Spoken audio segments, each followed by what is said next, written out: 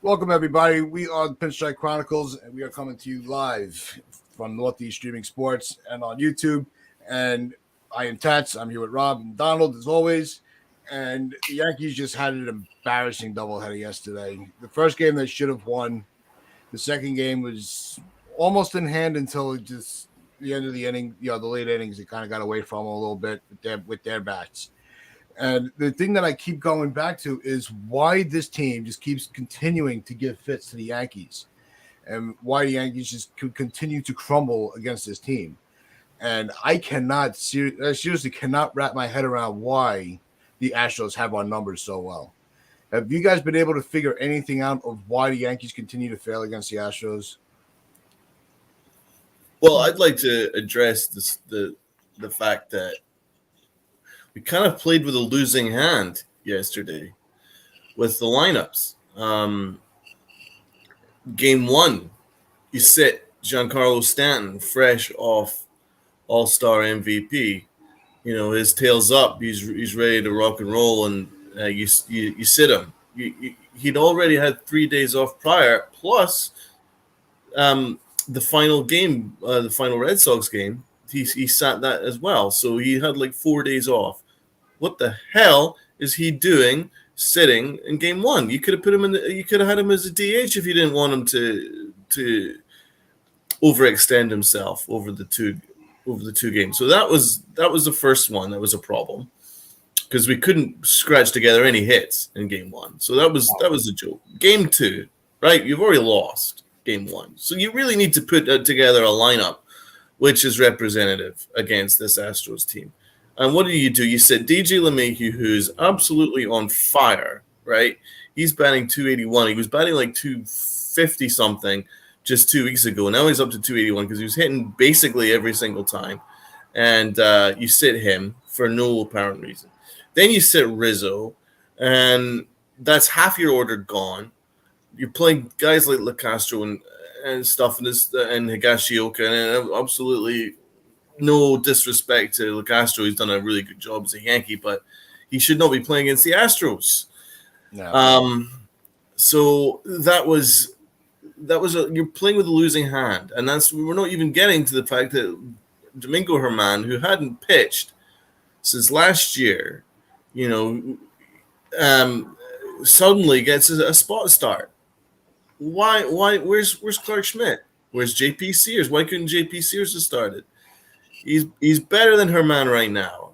So Germán somehow, despite all the off-field stuff, he's a scumbag. Excuse me, but he is a scumbag, and he gets a spot start. He hadn't pitched since last year. He's got all that off-field stuff hanging over him, and once again he gets another opportunity. He blows it. Get absolutely bombed. So to be honest, we played with a losing hand. I don't understand what Boone was thinking. I don't understand what Brian Cashman was thinking. It was a mistake. It was an L. Yeah. There's no reason Germán should have been starting. There's no reason he should even be here on the team. Why Judge had a DH both games was questionable. Yeah, that was. He should have. You could have started Stanton game one DH and then have Judge DH a second game. That's very simple. Yep. Sitting both Rizzo and LeMahieu in the second game made no sense to me because you're just taking two of your best bats out of the lineup. In the game, you really have to win the second game after you drop that first one. Mm-hmm. And if you just had better pitching, slightly better pitching, we come back and win that game in the ninth inning. Then you could have won the first game as well. The pitching, our regular pitchers are fine, I think. We can hang with Houston. But when you're starting Domingo Germán, who hasn't pitched all year, and he's not good in general, against Houston, you're just like begging for them to tag him. And guess what? They tagged him like right out of the gate. They had a home run, and then they just put 5 on the board. So, yeah, you were playing with the losing hand. And it's annoying because I want to criticize Boone, but then his quote after the game, I was like, I really, really like that quote where he said, Last year we took 4 out of 6 against them. Where did that get us? Nowhere. So you can be upset. It's like, damn, how are we going to beat these guys in October? We also can't be like, because they took us out in July and June, that we can't beat them in October. I still think that we can beat them, but yeah, things have to be done to do so. They got to put up better at bats, and you need to in these games put up your best lineup. You can afford to play LoCastro tonight. One of these games against Baltimore. I know they've been better, but you have the day off coming anyway after this series. So why we're resting guys right out of the All-Star break in a doubleheader, that was the only thing I was like, are you really playing to win this series? Because you had Gallo start game 1, and he's an automatic out. Donaldson batting 5th, even though he had 2 hits in the second game, they were just singles, so it's like, okay. You had LoCastro and Higgy at the bottom of the order. Those are automatic outs. I think Higgy had a hit, but again, he's not hitting at all this year. So you can navigate through that lineup. It's like, okay, we'll just pitch around Judge and pitch around Stanton, and we'll be fine because we don't got to worry about LeMahieu. We don't got to worry about Rizzo. Donaldson, if he gets a single, so be it. And then we can just deal with Higgy and LoCastro at the bottom of the order. And guess what? It wasn't until the 9th that we put up some runs. No, with the starting pitching, I thought using Herman was just a joke. I think the second game was the first game this year that we can honestly say without a doubt Boone took the game off. Because with the lineup he put out, with the pitching that he started with, it was that was really the first game. It's like, are you paying attention to where we're standing right now? As far as wanting to maintain having the best record. The first game was a very different animal because my man Monty was just phenomenal. I thought he pitched a very good game, and he is he's still. They can never get runs for this guy. They really can't. The third inning, they have the bases loaded with nobody out. You can't push a run across. That's embarrassing. I know the double play with Judge was when Judge was on first. That was just terrible luck. You can't predict that would happen. I've never seen back-to-back bunts before for singles. That was weird. That was weird too. Yeah, it was. Yeah, you can't. I would cut you off for a second. You can't really fault them for not scoring because Carpenter hit that was a rope. That's what I'm saying. With that double play, that's just. Yeah, but you can't go from saying it's embarrassing to being like it was unlucky. It's one of it's got to be one of the other. That's true. It's got to be one of the other. That's true. If it was like a lazy ground ball and Judge just made it like a misread, he'd be like, "That's embarrassing." But Judge was like, "That's going to the corner, and that's going to clear the bases," and it should have. But again, it was just kind of unlucky. So I get it. It was unfortunate. It was very unfortunate we couldn't score. But most times that ball's going down the line, and Carpenter's got 3 more ribbies on his stat sheet. Yeah. You're right. I gotta watch how I phrase things. that's my kryptonite. But no, it's the game could have been won. I thought pinch hitting with IKF was a good move, and I'm as it's happening, I'm going, oh, I hope this works. I really hope this works, and it did, and we were able to tie the game up. But it was. I think King did the best he could with the situation that he put himself in. He was really close to getting out of that inning. It was just, that stupid shift is what cost us the game. Because if everybody was playing in their positions like they will be next year, there's somebody covering second base. And I don't think Labor even makes it back to the bag anyway. If he did run right to second base. I don't know why they didn't throw right to first base or IKF, as much as when we have the shifts on, Rob was saying it only works if the pitches get to the right, pitch it to the right location, and they need to understand where the offense is lining up. The defense, rather, the defensive players need to know where they're all standing as well. And IKF should have been aware that there was nobody covering second base at the time. Well, no, it was more of a desperation because the ball was hit so deep into the hole between short and third that IKF did pretty well to reach it. He showed pretty good range to reach it. And there wasn't a play at first because of the fact that it was so deep in the hole. So it was just more automatic impulse. Hopefully, there's somebody there at second base. Well, this is my only shot at saving the game, and there wasn't anyone covering it. But I'm hesitant to say that even if the shift wasn't there, that it would have made any difference, because it was a really deep single in the hole in the infield. So I don't really blame IKF. It was more of a desperation rather than stupidity, or people not knowing where they're supposed to go. I don't understand this shit, why there was a shift with the bases loaded anyway. You'd have to fill me in on why that would have been the case. If there's an expert there that could tell me this, it didn't make any sense to me. But even still, I don't think it would have made a difference. But I think it was actually more a nice play from IKF to reach it. But I mean, it was a disaster. It was just a disaster to lose that, especially after IKF did so well to bring the game back. To lose like we did is tough. But yeah, I think my biggest issue is game 2, because at least we kind of battled in game 1. Game 1, we were there.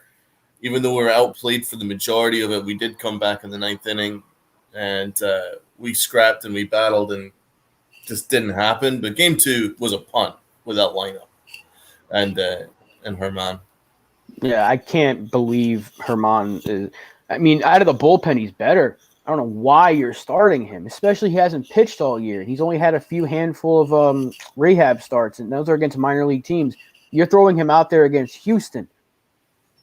This is if it wasn't for us having that great, start of the season we did, they're right there with the best record in baseball. This is a really good team. They're the best team in the American League over the last 5-6 years. So I don't care about the trash can stuff anymore. They've proven to be really, really good, and they've lost some key players over the last few years, and they still find ways to put runs across and win ball games.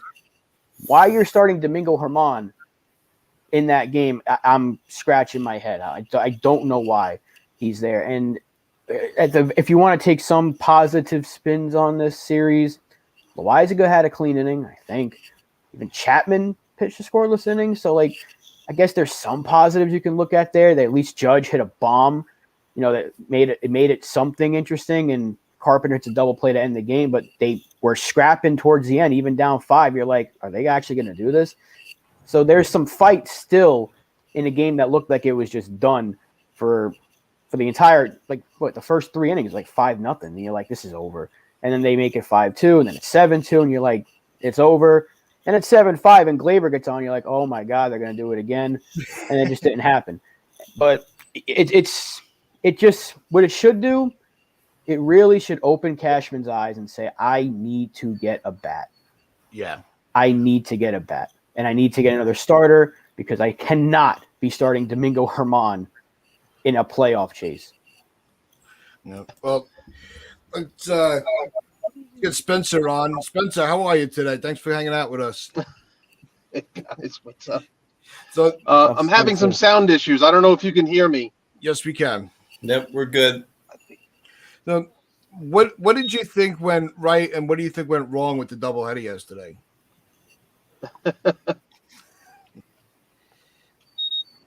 I think he's delayed. Yeah, I think he's on a delay. but no, Rob, you're right. I think there's got they have to really evaluate where we are with the roster, and what subtractions need to be made, what additions need to be made, because that's the only way that they're going to be able to address some of the issues that they're having over the last few weeks. They need to be calling Castillo right now. Call Luis Castillo. What's it going to take? We can't have another situation where Herman comes out there again. Although hopefully this is the end of his Yankee career. That has to be done. Contact Castillo, whatever it takes. Get that deal done. I hear that they want Peraza. Give him Peraza. Just get that deal done. And we need a corner outfielder. I'm on the show. Yep, you are on the show.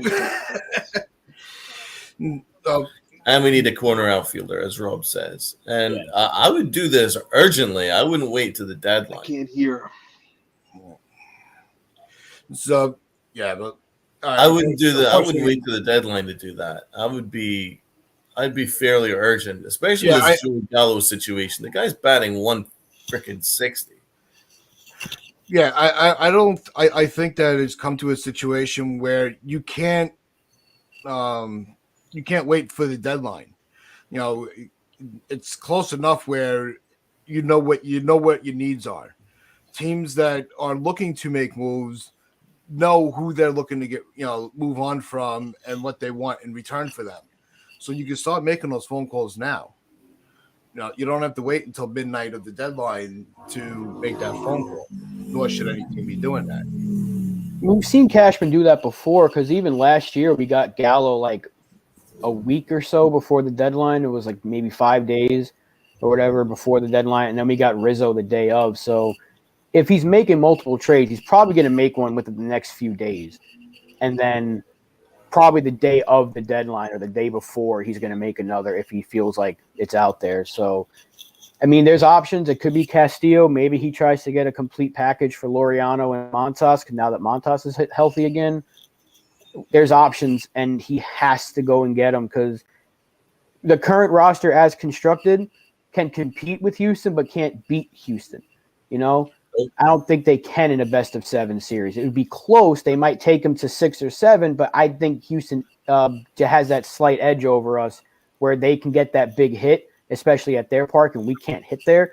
So that – and also they no hit us at our stadium. So they have the edge over us right now. And anything can happen in October, but you want to go over the top, and if you want to make sure that you have enough, or at least you can say we went out and got what we felt was enough to beat these guys, it's out there to go get it. You have the prospects to go do it. We said it already ad nauseum this whole month. Go do it. We're counting on you, Cashman, because you let us down this offseason. So yeah, it's time to make right on it. I mean, we can't touch their starting pitching. I mean, Christian Javier, we don't know what to do with. That's just to start with. Verlander gets always kills us. You name it, we can't get near their starting pitching, and that is a huge concern. So if you're going to go into a 7-game series, and what are we batting against their starting pitching? Is it like 100, if that? Against the Astros this year, or in our 7 games we played against them, our team batting average is like 150, which is the lowest we've ever had in a season series against any team. Thank you, Rob. Exactly. Proves my point. And we can't get near their starting pitching. So to address that, you'd probably need a 1-2 punch now with Garrett Cole plus another power pitcher to at least compete with their starting pitching. And then you also need another bat to lengthen this lineup because apparently this lineup is, apart from the ones that we all know and love, are completely inconsequential against this Astros team. What I don't understand about yesterday is the approach, because yes, we've got a massive lead in the American League East. It's 13 games. It's as good as ours. Even if we play 500 baseball the rest of the year, we're still gonna win the division. But this is for the best record in the American League, and the Astros are not that far off. They're only like 3 games off. It's about home field advantage if you ever get the case of playing Houston, and Houston beat our asses. So if we now play Houston, they're gonna have a leg up.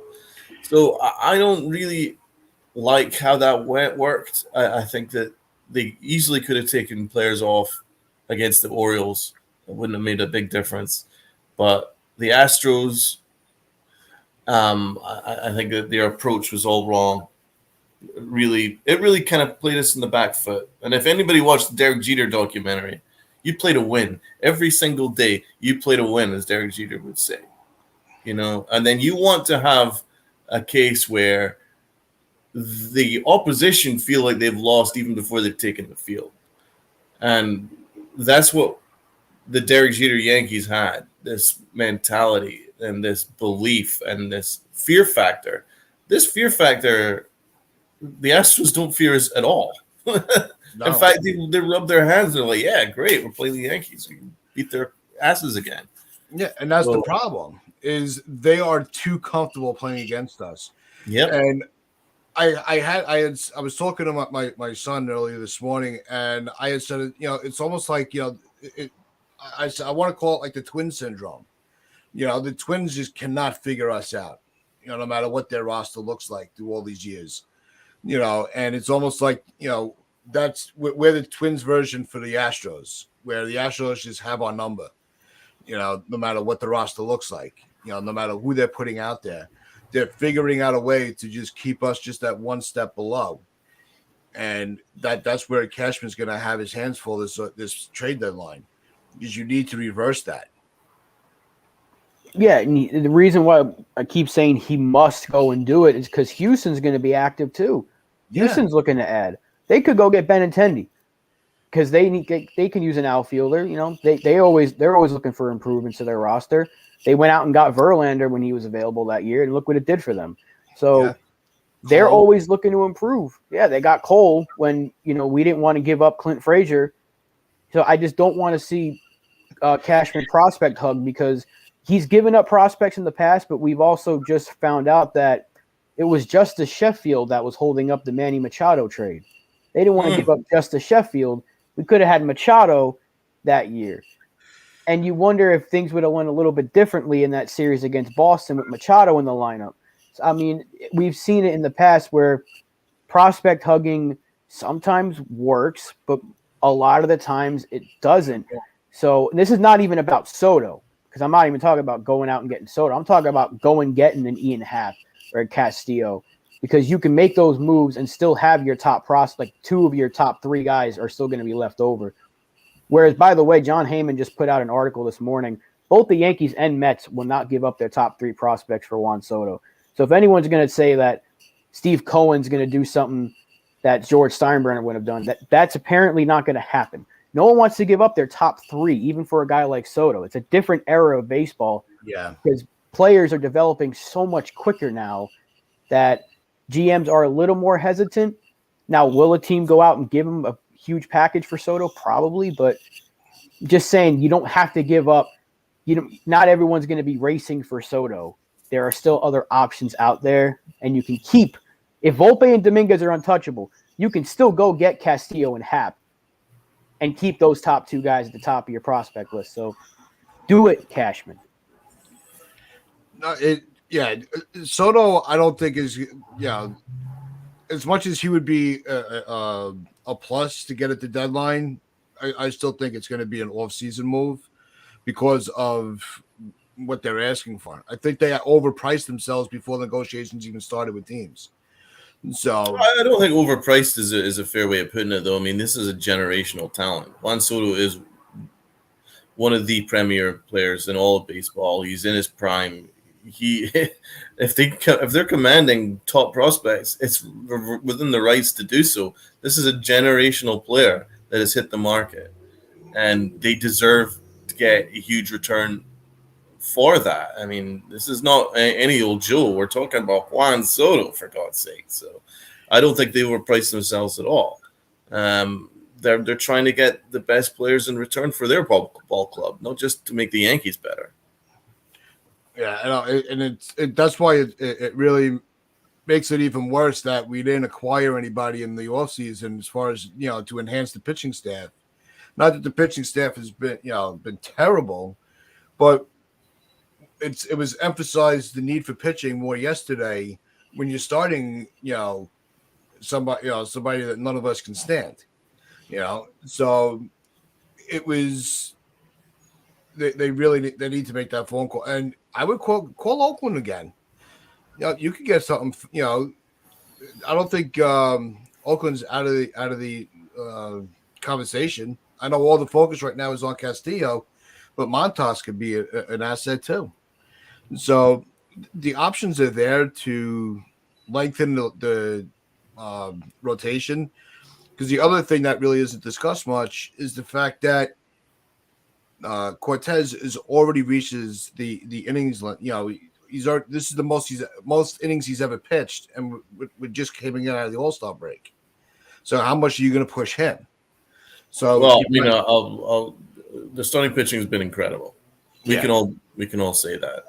It's not the case that they haven't been terrible. No, they have been absolutely awesome.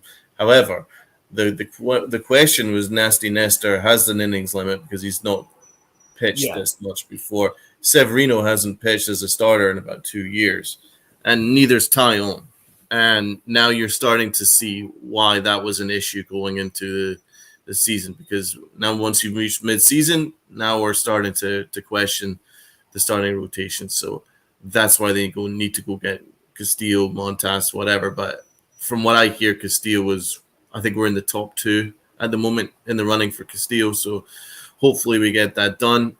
So in the last 5 minutes of our show, did anybody have an issue? Well, I certainly did, with Gleyber Torres not running it out, not hustling down the first base line in game 1 after his ground out late. Yeah, I don't know, if it was you didn't get out of the gate as quick, but he could have, kind of sped up a little bit once he got his footing. Did you watch it?